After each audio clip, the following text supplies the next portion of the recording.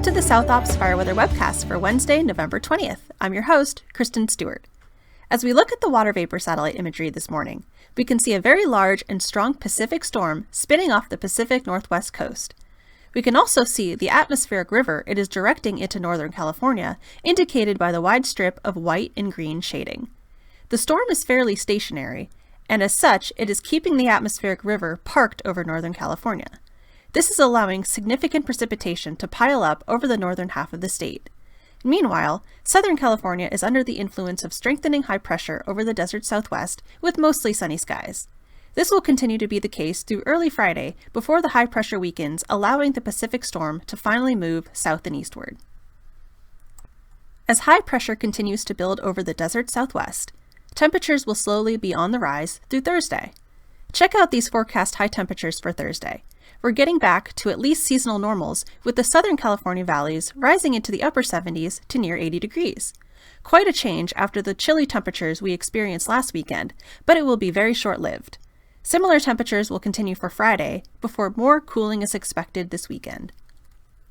High pressure in combination with light offshore flow over the interior will continue to keep very dry air in place for the southern portion of the state through the end of the work week.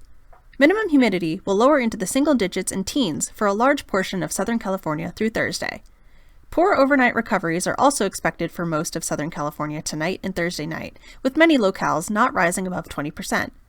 As high pressure weakens on Friday, humidity will start to improve, especially along the coast and across Central California, but portions of Southern California will remain very dry. With high pressure in place, winds will remain mostly light for most of the region through Friday, preventing any significant fire weather issues. Breezier onshore winds will be likely along the northern portion of the Central Coast near the Bay Area, and there will also be gusty south to west winds of 20 to 40 miles an hour with gusts to 60 miles an hour along and east of the Sierra Crest, which may bring some isolated areas of critical fire weather conditions. As we move into this weekend and next week, we will transition into a very wet pattern, which will be the first significant statewide storm of the season. As I mentioned earlier, an atmospheric river is already taking aim at Northern California, and it will likely stay parked there through the first half of Friday. This system will end up dropping significant to even extreme amounts of precipitation to our neighbors to the north this week, leading to significant flooding impacts. Northern portions of our area, namely Yosemite National Park and northward, may receive some precipitation through Thursday, though the majority of South Ops will remain dry.